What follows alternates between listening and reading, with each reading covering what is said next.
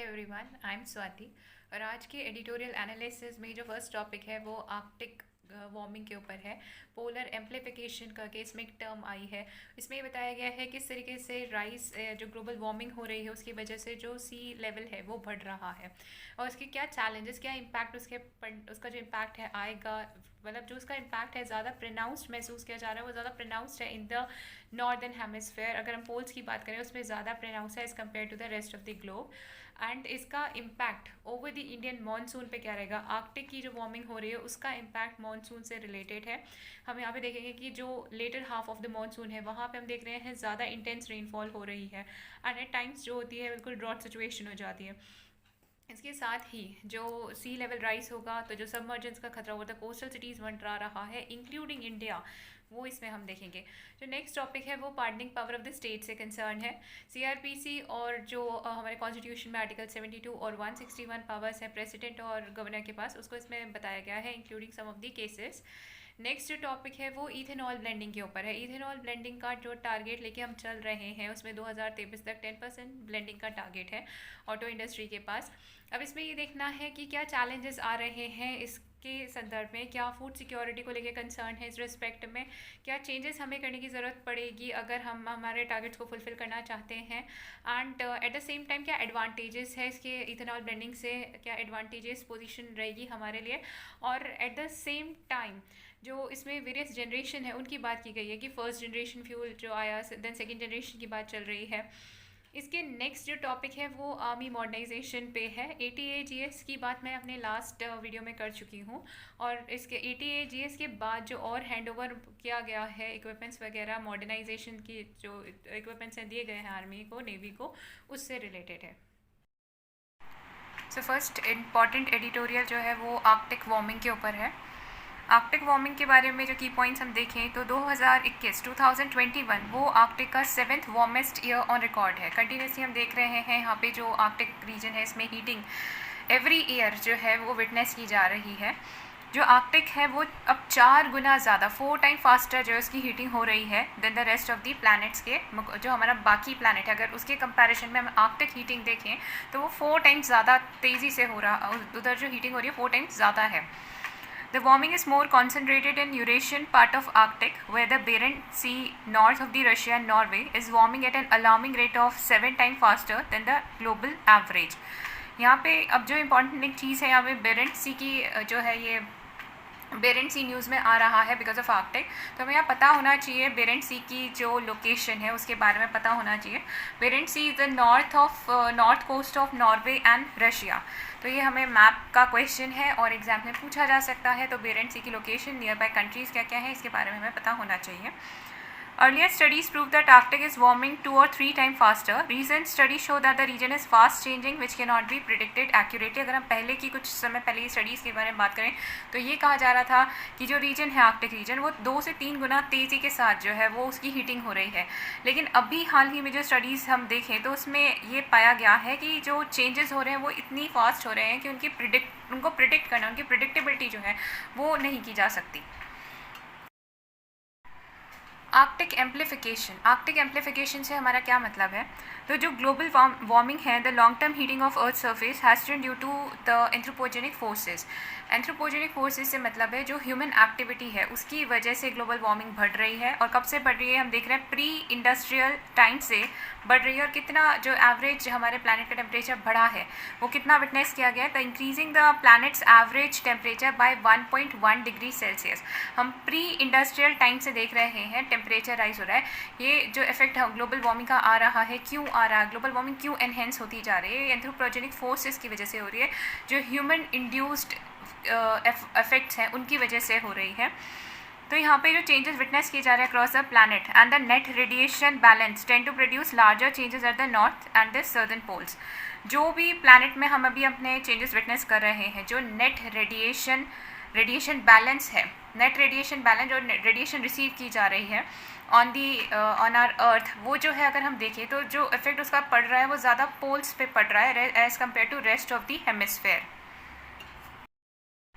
तो ये जो नेट रेडिएशन बैलेंस की वजह से जो चेंजेस आ रहे हैं वो ज़्यादा प्रोनाउंस्ड है अगर हम हमारे नॉर्दर्न सर्दर्न हेमिस्फेयर की बात करें, यानी पोल्स रीजन में ज़्यादा विटनेस किए जा रहे हैं चेंजेस जो नेट रेडिएशन बैलेंस की वजह से हो रहे हैं as compare to the rest of the hemispheres के। अगर हम बात करें रेस्ट ऑफ दी अर्थ की बात करें तो ज़्यादा प्रोनाउंस जो है वो कहाँ पे हो रहे हैं, ये पोलर रीजन्स में ज़्यादा देखने को मिल रहे हैं और इसी को बोलते हैं polar amplification. So this phenomena is known as polar amplification. These changes are more pronounced at northern latitudes and known as Arctic amplification. And when we talks about that northern hemisphere, तो इसे हम जो term use करेंगे वो use करेंगे Arctic amplification. Among many global warming driven causes, अगर हम देखें global warming के causes कौन कौन से, तो ice albedo feedback, ocean heat transport, lapse rate feedback and water vapor feedbacks are the primary causes. Sea ice and the snow have a high albedo, implying that they are capable of reflecting most of the solar radiation as opposed to the water and land. अब यहाँ पे albedo क्या होता है? albedo जो solar radiation को वापस से बाउंस बैक करने की पावर होती है वो होता है albedo. तो ये अभी तक हम देख रहे थे जो हमारी जो स्नो कवर्ड एरियाज थे, स्नो का जो albedo होता है वो काफ़ी रेडिएशन को वापस से बाउंस बैक कर देती है इन द एटमॉस्फेयर. सो ये जो एल्बेडो है ये क्या है, reflecting back of the solar radiation, जो कि स्नो आइस जो है और जो सी आइस और स्नो का है जो कि काफ़ी अच्छा होता है, काफ़ी हद तक ये जो है इनका एल्बेडो अच्छा है, मतलब ये ज़्यादा रिफ्लेक्ट कर सकते हैं सोलर रेडिएशन को. लेकिन क्योंकि ग्लोबल वार्मिंग हो रहा है तो जो ये आइस थी ये मेल्ट हो रही है, जिस वजह से अगर स्टडीज़ की हम देखें जो रिपोर्ट्स अभी हाल ही में आई हैं उसमें ये पता चलता है कि जो ice albedo feedback and lapse rate feedback है that is now responsible for 40% and 15% of polar amplification respectively. Few reports की अगर हम बात करें और उनके द्वारा जो प्रस्तुत किया गया डेटा है उसको देखें तो इसमें एक special report on ocean and cryosphere in a challenging climate in 2019 said that the Arctic surface air temperature has likely increased by more than double the global average over the last 2 decades. Another report जो है वो है Arctic monitoring and assessment programme. उसमें warn किया गया है कि Arctic has warmed 3 times quicker than the rest of the planet. 3 गुना तेज़ी से ज़्यादा गर्म हो रहा है बाकी प्लानट के मुकाबले. अब ये जो पूरा एम्प्लीफिकेशन हो रहा है, पोलर एम्प्लीफिकेशन हो रहा है, इन सब के कंसिक्वेंसेस क्या है वो हम देख लेते हैं. तो कंसिक्वेंसेस में अगर हम बात करें एंटार्क्टिका के बाद अगर सबसे ज़्यादा आइस कहीं पे है तो वो ग्रीनलैंड में है. सेकेंड लार्जेस्ट जो अमाउंट आइस का है वो कहाँ पे, ग्रीनलैंड में है. एंटार्क्टिका के बाद ग्रीनलैंड में है और वहाँ पे अगर हम देखें तो बहुत तेज़ी से जो है आइस मेल्ट हो रही है. अगर हम यहाँ पे बात करें तो यहाँ पे अनयूजुअल समर टेम्परेचर विटनेस किया गया जिसकी वजह से 6 बिलियन टन्स ऑफ आइस जो है शीट पर डे मेल्ट हो रही है. कितना मेल्टिंग हो रहा है, 6 billion tons of ice sheet per day melt हो रही है, जिसकी वजह से that is amounting to 18 billion tons in 3 days में, यानी कि 3 दिन में ही 18 बिलियन आइस जो है वो मेल्ट हो जाती है. तो इन 2019 this was a single biggest cause of जो राइज इन सी लेवल हो रहा है. आइस मेल्ट होगी तो राइज इन सी लेवल होगा जिसकी वजह से बहुत सारे एरियाज़ के जो है सबमर्जेंस का खतरा मंडरा रहा है.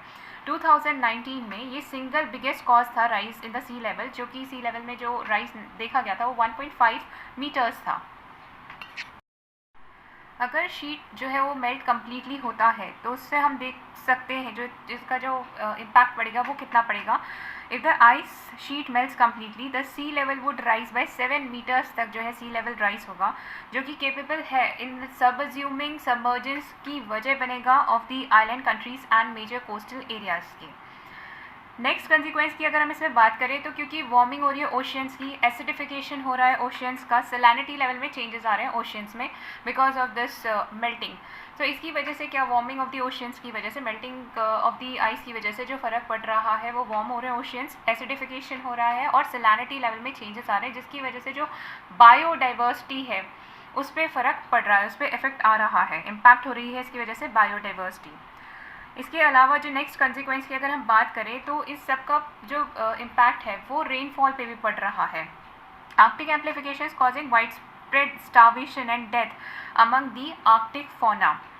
Permafrost in the Arctic is releasing carbon and methane, which are among the major जो हम देखते थे कि जो कार्बन स्क्वेस्ट्रेशन की हम बात करते हैं, कार्बन स्टोर्ड हो जाता है सेडिमेंट्स में, तो क्योंकि यहाँ पे जो पर्माफ्रोस्ट में जो कार्बन और मीथेन थी वो जो स्टोर हो रखी थी, because of this melting they started releasing, ये एटमॉस्फेयर में रिलीज़ हो रहे हैं, तो ग्रीन हाउस गैसेज हैं ये कार्बन एंड मीथेन, तो इसकी वजह से फर्दर ग्लोबल वार्मिंग जो है एनहेंस हो रही है। So permafrost in the Arctic is releasing carbon and methane. जो पर्माफ्रोस्ट था आर्कटिक का, क्योंकि वो मेल्ट हो रहा है तो वहाँ से जो कार्बन मीथेन है वो रिलीज़ हो रही है, जो कि मेजर ग्रीन हाउस गैसेज हैं एंड जो कि रिस्पॉन्सिबल हो रही है for further enhancing the level of the global warming, जिसकी वजह से बढ़ रहा है। अब इसका फ़र्क इंडिया पे कैसे, इसका इम्पैक्ट आएगा, आर्कटिक में जो भी हम देख रहे हैं उसका इम्पैक्ट इंडिया पे कैसे पड़ रहा है। तो अगर हम बात करें कि जो भी चेंजेस आर्कटिक में देखने को मिल रहे हैं उसकी वजह से जो इम्पैक्ट आएगा वो डेफिनेटली आएगा हमारे जो मानसून आता है उस पर, जो मानसून की इंटेंसिटी उस पर डेफिनेटली फ़र्क इसका पड़ेगा। अगर क्योंकि हमारे मानसून पे अगर इफेक्ट पड़ेगा तो इस जो हमारे मानसून है उसकी वजह से हमारी जो फूड सिक्योरिटी है और वाटर सिक्योरिटी है उस पर भी फ़र्क पड़ेगा। The reduce ice in the Barents and Kara sea region can lead to extreme rainfall events in the latter half of the monsoon. जो हम कई बार देखते हैं कि जो पैटर्न है मानसून का हम बात करते हैं वो बदल गया है, तो जब इसकी वजह से जो हमारे एग्रीकल्चर पे काफ़ी असर पड़ रहा है, सोइंग सीज़न पे असर पड़ रहा है कि जब रिक्वायर्ड होती है तब बारिश होती नहीं है, और अगर कुछ एरियाज़ में देखते हैं तो इंटेंसिटी बहुत ज़्यादा होती है जो भी हमारी क्रॉप को जो है नुकसान पहुंचा जाती है। हम देख रहे हैं कि later half of the monsoon जो है वो ज़्यादा इंटेंस हो गया है, which is again is a matter for concern for as far as are food security is concern. तो ये जो है हमें ऐसा नहीं है कि आर्कटिक रीजन से इंडिया जो है उस पर हमारी जो इकोनॉमी है, हमारी जो क्लाइमेट है उस पर बहुत ज़्यादा फ़र्क आर्कटिक में जो पोलर एम्प्लीफिकेशन देख रहे हैं उसका पड़ रहा है।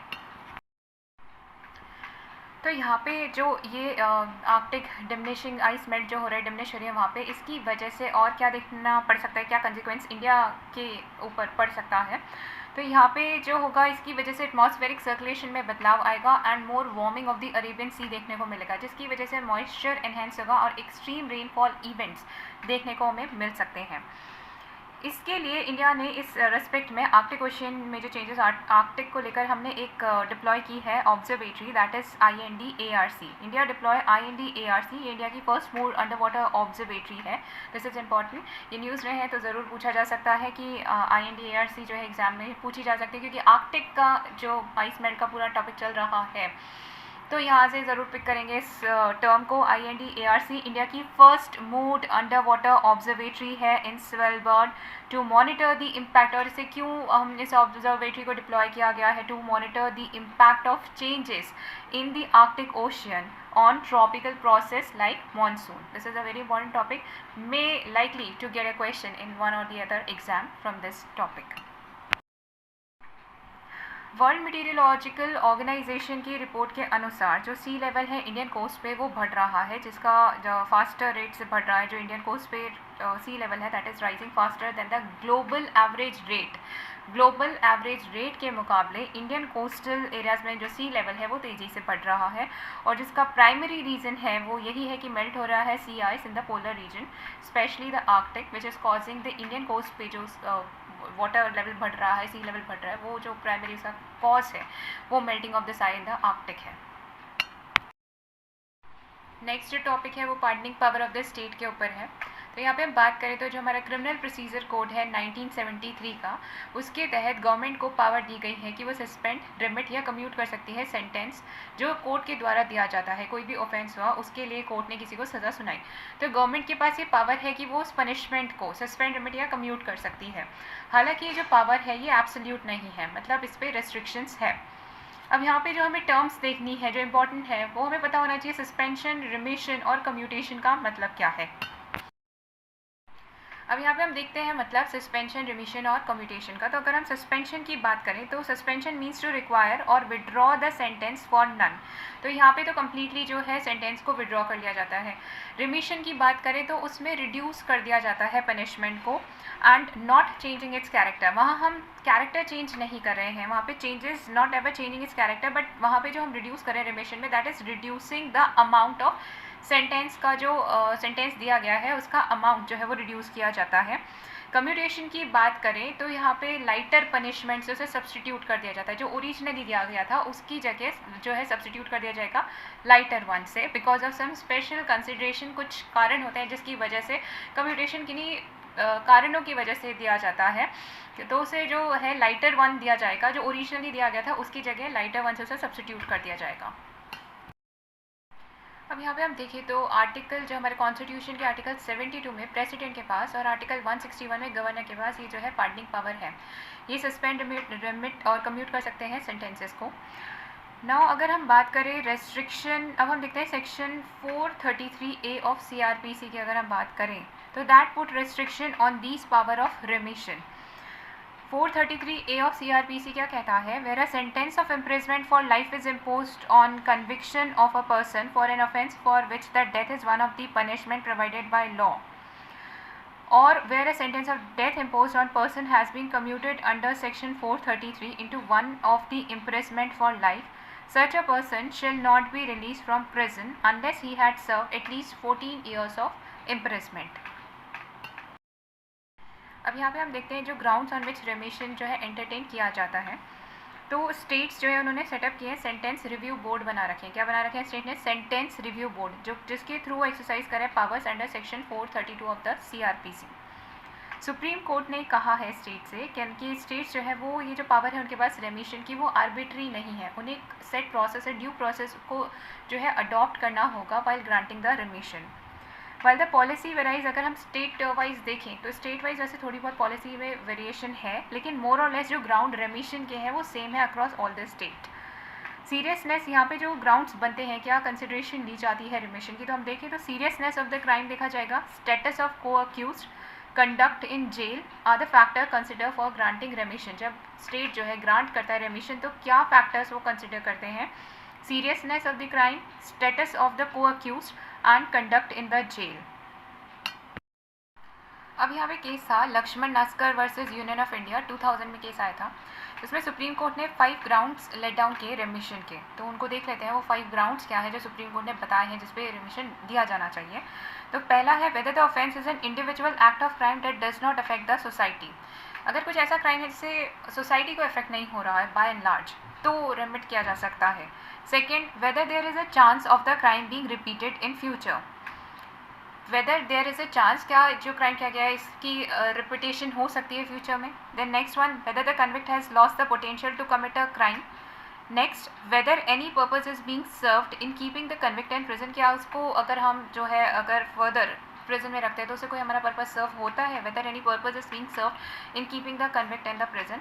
देन सोशियो इकोनॉमिक कंडीशन जो कन्विक्ट की फैमिली की है उस वो ग्राउंड्स बनते हैं। तो यहाँ पे जो 5 कंसिडरेशन दी गई हैं रेमिशन के ग्राउंड्स बनते हैं, वो सोशियो इकोनॉमिक कंडीशन जो कन्विक्ट है उसकी फैमिली का क्या स्टेटस है वो देखा जाएगा, सोशियो इकोनॉमिक कंडीशन देखी जाएंगी, क्या उसको जेल में रखने से जो कन्विक्ट है उसको फर्दर डिटेंशन में रखने से कोई पर्पज सर्व होता है।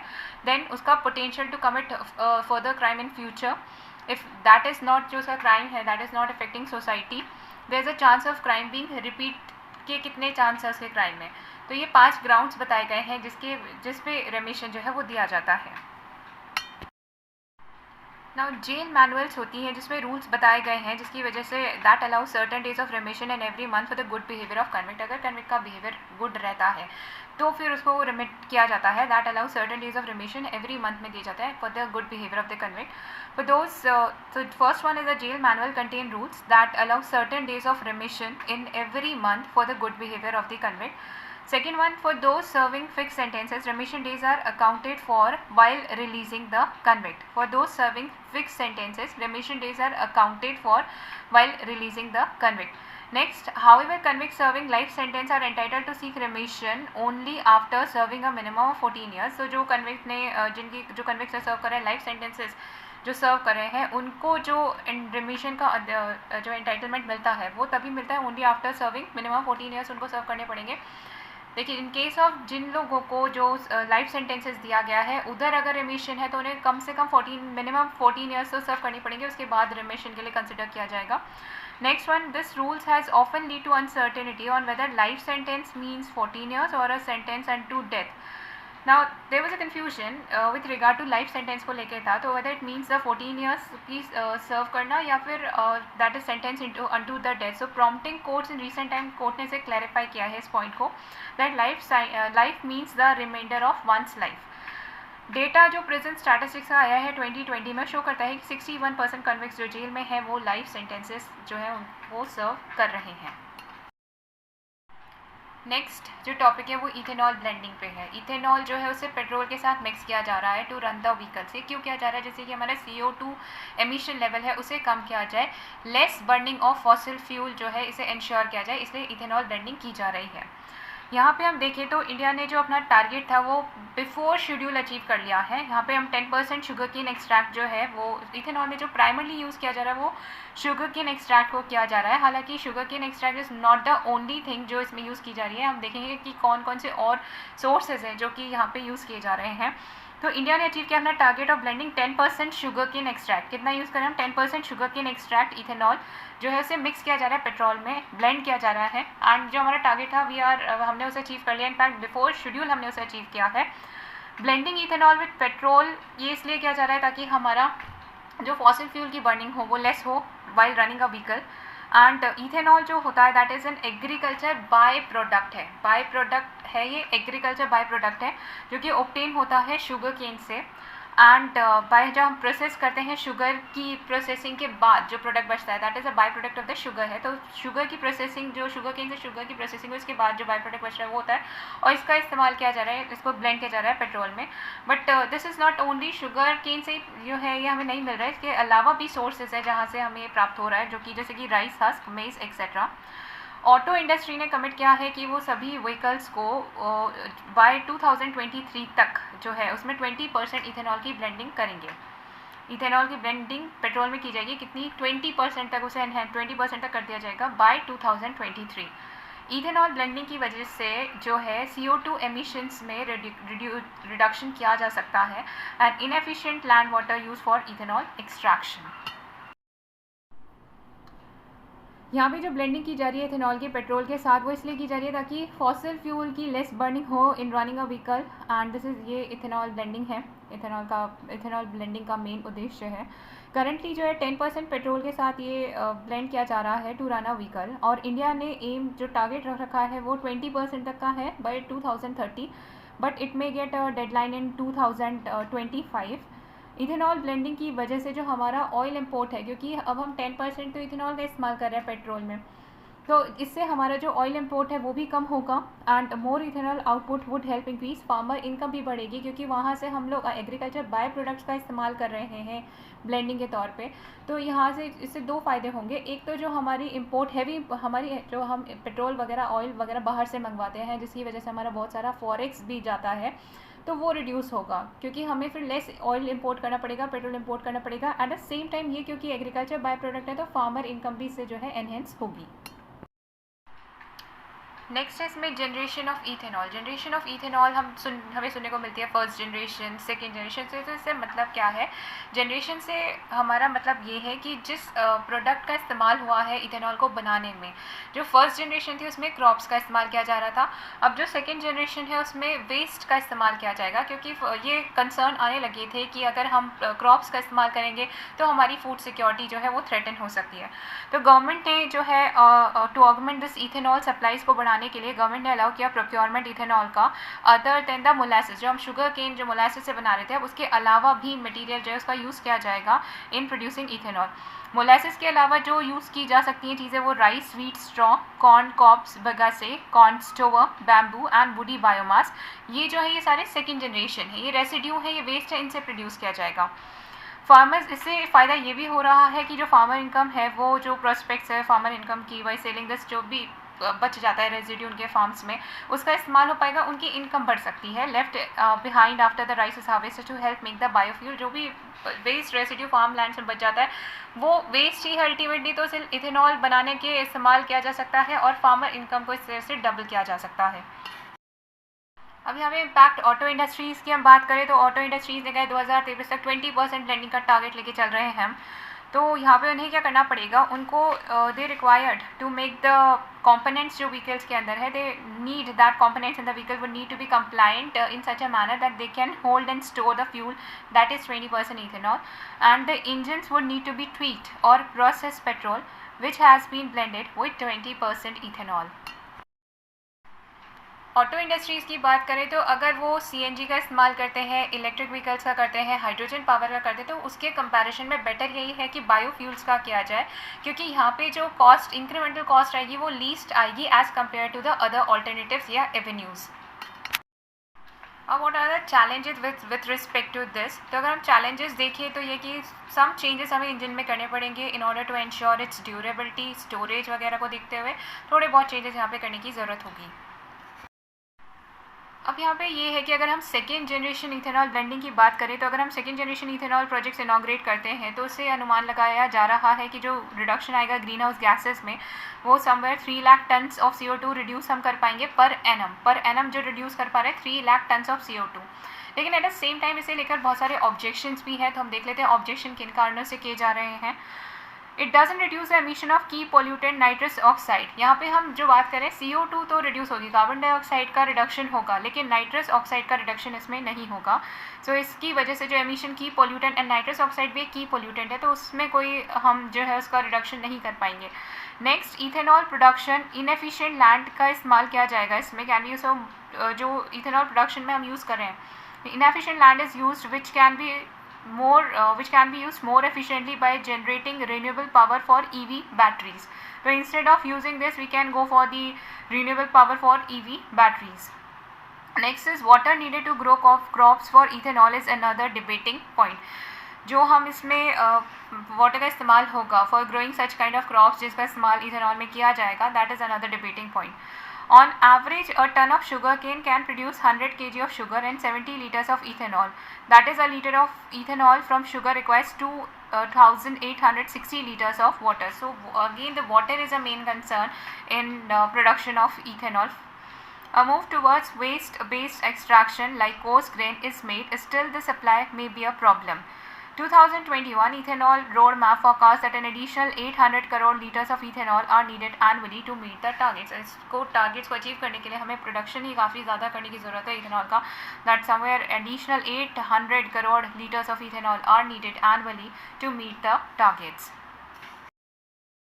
Then concern over food security है, तो इसमें जो हम इस्तेमाल कर रहे हैं वो शुगर केन और कॉर्न वगैरह का कर रहे हैं. तो अगर हम देखें तो अभी ग्लोबल कॉर्न और मेज प्रोडक्शन डाउन है पूरे वर्ल्ड में, और ये हमारे लिए एक इंसेंटिव हो सकता है कि instead of using for ethanol blending हम उसे एक्सपोर्ट भी कर सकते हैं. यहाँ पे अगर हम देखें तो फ्रांस में जो corn harvest has dipped 19% and reduction in the forecast production have been seen for at least 7 countries in Europe. तो instead of diverting this things for the ethanol blending we can use it to export as a food grains to the western world. Next one is Gabon. Gabon एक African nation है और ये भी हाल ही में news में था, तो हम इसके बारे में कुछ की इन्फॉर्मेशन, कुछ की फैक्ट्स देख लेते हैं. ये जो कंट्री है एक स्मॉल पॉपुलेशन है इनकी एंड काफ़ी एविडेंट नेचुरल रिसोर्सेज हैं. ये जो these factors have contributed to Gabon becoming one of the wealthier African nation in the recent years. ये जो है अपनी शेयर करते हैं borders with Cameroon, the Republic of Congo and Equatorial Guinea, a country with significant area of protected parkland. Gabon has a tropical climate है इनका. अब as far as Indian investment Gabon country में जो concern है, तो वो बहुत diverse field में इंडियंस जो है वो इंडिया जो है इन्वेस्ट करता है गैबन के अंदर. कौन कौन से फील्ड में करते हैं? Timber, hydrocarbon, pharmaceutical production and telecommunication. Gabon special economic zone of Nkok created in 2010 welcome 50 Indian companies out of 80 set there. So Gabon special economic zone of Nkok जो कि क्रिएट किया गया था 2010 में, वहाँ पे 50 इंडियन कंपनीज हैं, they are working and out of 80 set there. तो 50 जिसमें 80 में से 50 जो है Indian companies working there. And outside this G SEZ Nkok Indian business are engage in crude oil extraction, mining, exploration and telecommunication. Other sectors where Indians working वो है कौन कौन से? Crude oil extraction, mining, exploration and telecommunications.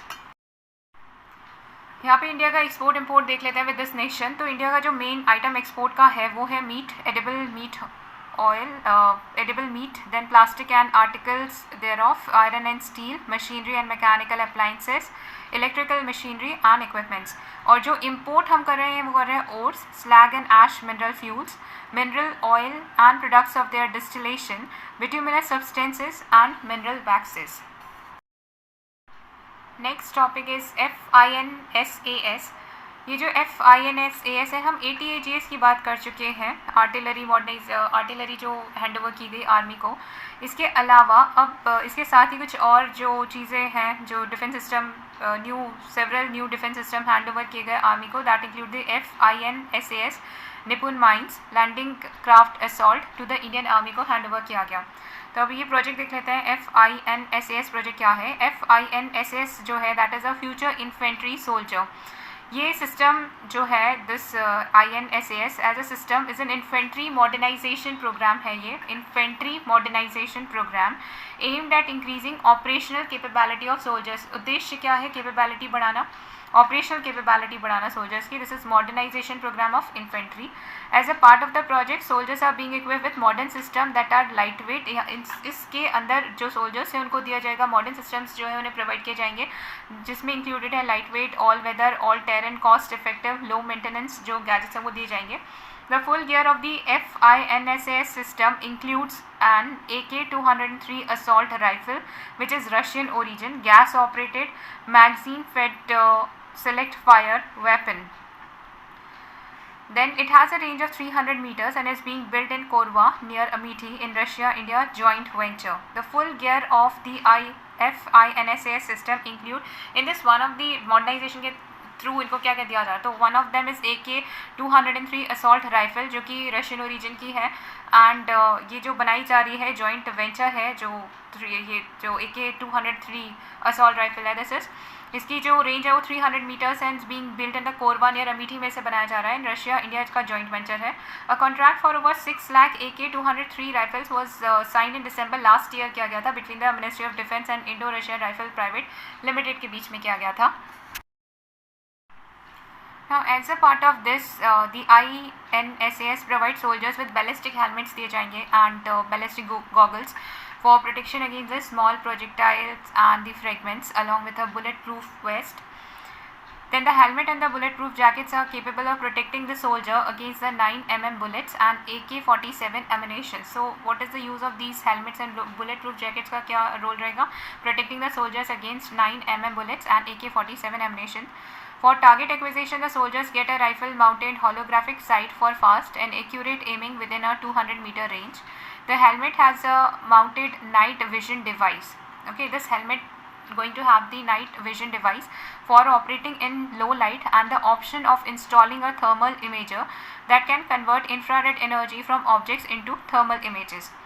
It comes with hands-free secured communication set for real-time exchange of information with the command post and fellow soldiers. This INSAS version जो है ये conceive किया गया था 2000 में and this is one among many soldier modernisation programme across the world. इसी के counter part अगर हम देखें तो US के पास इसी वर्जन का लैंड वॉरियर है एंड UK के पास जो है वो फिस्ट है। फिस्ट एक्रोनिम जो है वो फ्यूचर इंटीग्रेटेड सोल्जर टेक्नोलॉजी है। According to estimate, over 20 armies around the world are following such programs. इस बात करें तो निपुन माइंस की बात करते हैं। निपुन माइंस जो है ये इंडिजीनियसली डिज़ाइन है and develop anti personnel mines termed as soft target munition by DRDO. So these are indigenously, first thing is that ये indigenously designed है and develop anti-personnel mines. Then these mines are meant to act as a first line of defense against infiltrators and enemy infantry. They have developed, इनको develop किया गया with the efforts of the Armament Research and Development Establishment जो कि Pune based DRDO facility है. Anti-personnel mines are meant to be used against humans as against anti-tank mines that are aimed at heavy vehicles. So these are anti-personnel mines. हमने एक term यहाँ देखी कि ये anti-personnel mines है. तो anti-personnel mines are meant to be used against humans जैसे कि anti-tank mines are aimed at heavy vehicles. So they are smaller in size and can be deployed in large numbers. Army has said that Nippon is more effective than the existing anti-personnel mine in its arsenal. Next is LCA. LCA की बात करते हैं अब। ये जो LCA है that is landing craft assault, ये बनाया गया है to serve as a replacement for the boats with limited capabilities जो कि अभी पेगोंग सो लेक में यूज़ की जा रही हैं बोट्स, उसके रिप्लेसमेंट के तौर पे इसे यूज़ किया जाएगा अब। एंड दिस LCA को बनाया गया है एक्वेरियस शिपयार्ड लिमिटेड के द्वारा जो कि गोवा बेस्ड है and is said to have better launch speed capacity to operate across the water obstacle in eastern Ladakh. Similar vessels are already in operation in Indian Navy.